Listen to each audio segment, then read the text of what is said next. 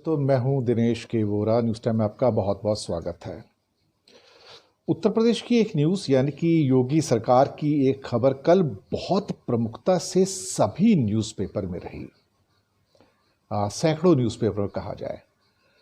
और न्यूज़ ऐसी कि जहां पर मोदी सरकार ने कहा था कि अभी गांव-गांव में, घर-घर में बिजली पहुंचा दी गई है, तो उत्तर प्रदेश के 28,000 सरकारी स्कूलों में, गवर्नमेंट स्कूल्स में 28,000, एग्जैक्ट नंबर आपको बता देता हूं, ये 28,360, 28,360 सरकारी स्कूलों के अंदर बिजली नहीं है।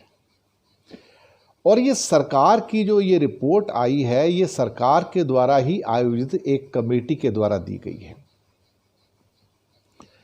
28,360 government schools doesn't have the power, electricity, बिजली नहीं है वहां पर। अब ये बड़े बड़े दावे करने वाली सरकार हकीकत से इतना दूर। और देखिए कितने हास्यास्पद कारण दिए गए हैं।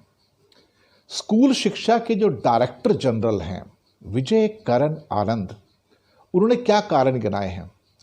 उन्होंने कारण गिनाया है कि स्कूल से खंबे जो हैं करीब करीब 40 मीटर दूर हैं। सब 40 मीटर कितना होता है?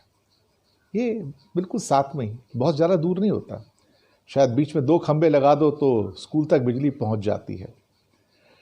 तो क्या कारण गिनाया गया है कि जो नियरेस्ट जो इलेक्ट्रिसिटी पोल्स हैं, जहां से लाइट लेनी है, वो 40 मीटर या उससे थोड़े से ज़्यादा दूर हैं। कमाल की बात है साहब।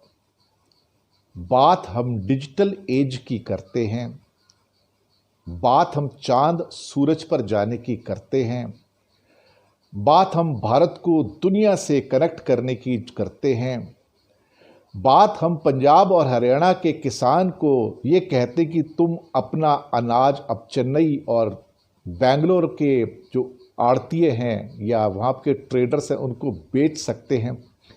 लेकिन हम 40 मीटर दूर से जो खंबा खड़ा है वहाँ से बिजली के तार लेके स्कूल में बिजली नहीं पहुँचा सकते हैं। ये त्रासदी है भारत की।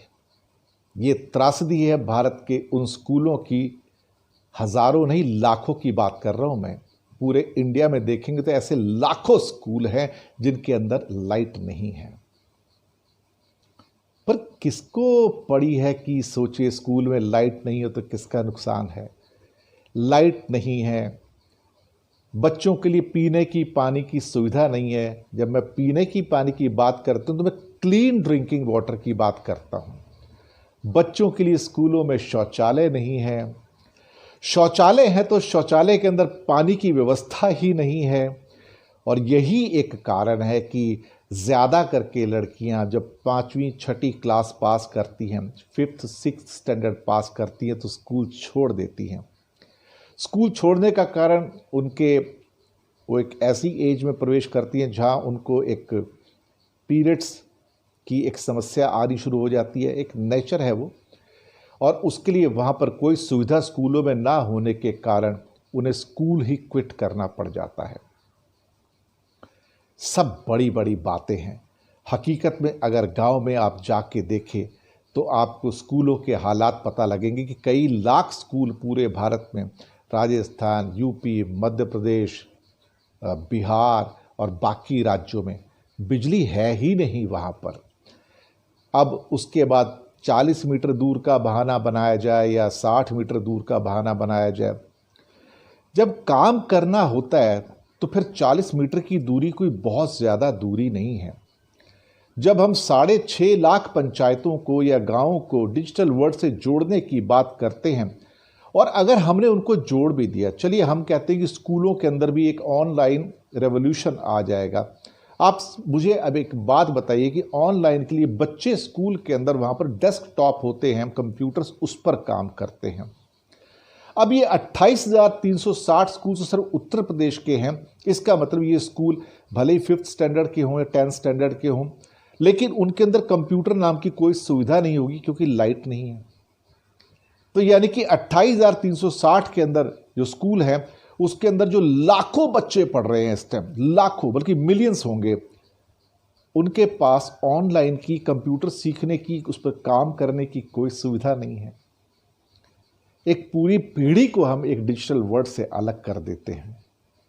बात 28,360 स्कूलों की नहीं है, बात उन मिलियंस और लाखों बच्चों की है जिन्हें डिप्राइव कर दिया गया डिजिटल वर्ल्ड से, एक बेसिक एमिनिटी से कहते हैं बिजली से।